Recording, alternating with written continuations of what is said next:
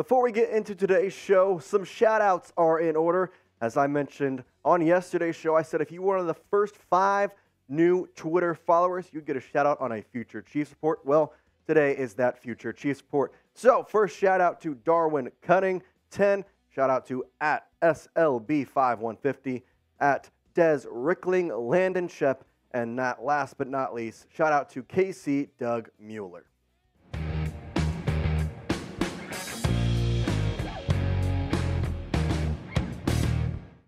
What's up, Chiefs Kingdom? We got a great show for you today here on the Chiefs Report by Chat Sports. My name is Jace Andrews, and our first order of business is, well, the injury report that was released here today for the Chiefs. As the Thursday injury report, well, it's a pretty important one, and we got some clarification with Clyde Edwards-Helaire getting back to full practice participant. I kind of expected that. It was an illness issue yesterday that kept him out of practice, so glad to see him back, and it's nice that he went straight to full participant. And then Chris Jones, Travis Kelce, and L'Jarius Sneed all sticking with that limited participant badge on there. Kind of expected with Jones, again, still getting back into the routine of everything, and then along with Kelce getting back. But the good news is we got confirmation today that Jones is playing. I kind of expected that announcement, and we got it this morning that Chris Jones will be in a uniform on Sunday. There was no snap count given. I don't know if we'll see that or not. Given that I think we all know Chris Jones, he's not going to be out of football shape. I think he'll be fine, and he may just play the entire game as normal. And with that being said, I think I got a question to ask all of Chiefs Kingdom. How many sacks do you think Jones is going to get? It's his first game back. He has a bunch of incentives riding on this season, a lot of them regarding his sack total. Well, can he start it off hot with, I'm not going to say an inadequate offensive line for the Jaguars, but definitely a below average one. But, well, Trevor Lawrence likes to get the ball out quick. So I want you to get in the comments and let me know, how many sacks do you think Chris Jones is going to get? Half sack, 1 sack? You think he's going to go off and get 2? Let me know. Get in the comments below and drop a number. Let me know if you think he's going to get a sack at all. Make sure you just get in there. All right, let's go to our second player we're looking at, and that's Travis Kelce.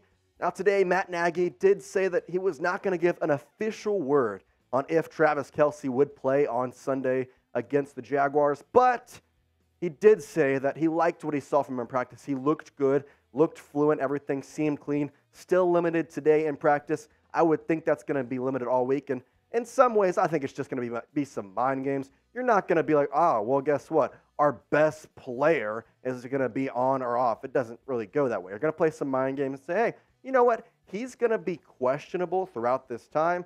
And so with that, it's going to be tough because for Jaguars, you're going to have to think, all right, when is Travis Kelce going to play?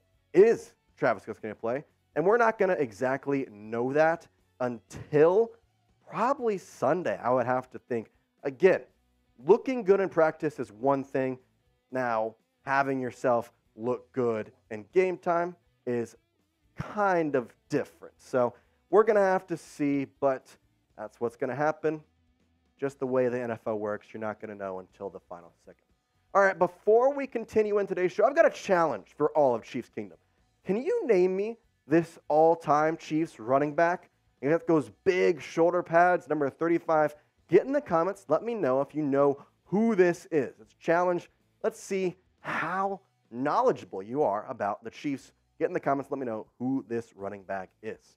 All right, let's transition now to maybe another order of business and another talking point around the Chiefs, and that's Kadarius Toney and kind of what exactly happened on that season opener against the Lions.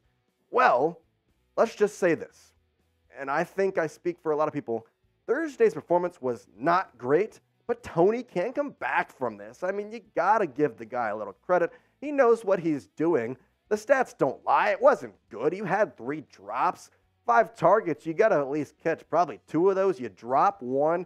One of them goes directly into the hands of Brian Branch for that 50-yard pick 6. It just was not good, but it was a really bad performance. It was probably one of the worst wide receiver performances I've seen in a while. But it's the first game. He missed a lot of the preseason, missed a lot of training camp with that knee. He'll be fine. You got to give him a little credit. And I'm kind of going to dive a little bit more into this in just a moment. But before we continue in today's show, I got to tell you about our brand new sponsor here on the Chiefs Report, and that is Game Time. You see, Game Time is the fast and simple way to buy tickets for all your events. Now, if you want sports, music, theater, it's all on the Game Time app in your area. And at Game Time, ticket buying is not stressful. With killer deals on last-minute tickets and the best price guarantee, you can stop stressing over buying tickets and get excited for the fun you're going to have at the actual event. Now, you got flash deals, last-minute tickets, and some of the cool parts is you get an image of your seat. Now, a lot of apps have that, but the cool thing with Game Time is you're going to get to click on that image and basically get a 360 view, almost as if you're in that actual seat, see what you're going to see, and know exactly what you're paying for before you get to your seat.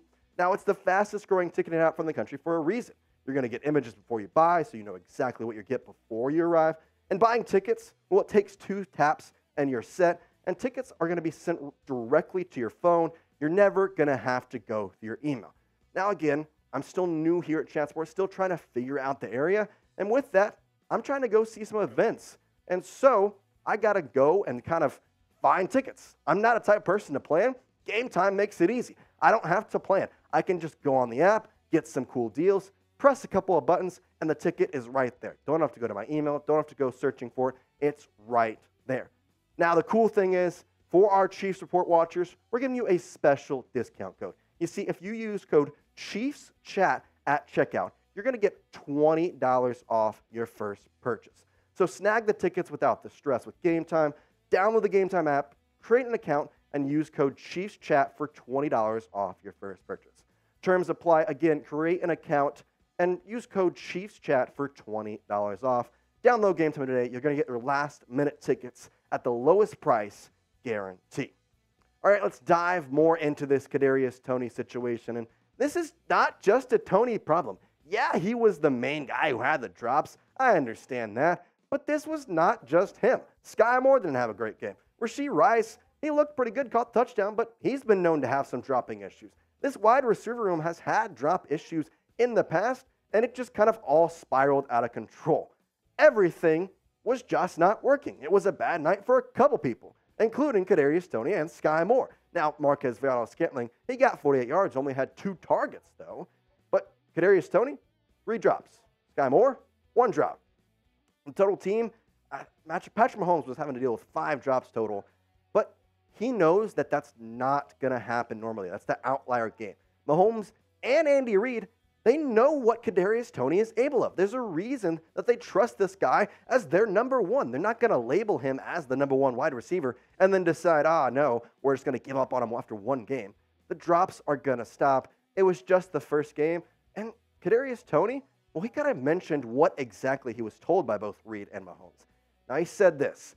Both of those guys, they've got trust. They've got faith in me, and I appreciate those guys for that. Like I said, I just have to go put the work in. There isn't too much talking left with me. Don't try to be a superhero.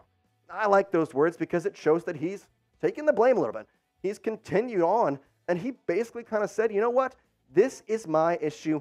I got to be better. He said this today. He said, quote, I told the coach, I told Pat, all the guys, that's on me. At the end of the day, y'all count on me and rely on me to make certain plays, and I've got to be there to do that. There's really no excuse, nothing you can blame it on. I know I could have made those plays. And so, again, it's not just Kadarius Toney. So, as a wide receiver core as a whole, I have to know, do you believe in these wide receivers? Because at the beginning of the season, preseason, this was a type of team, we got to keep all 7 wide receivers. Well, after that first game, I was like, oh my gosh, we need more wide receivers. We need somebody else.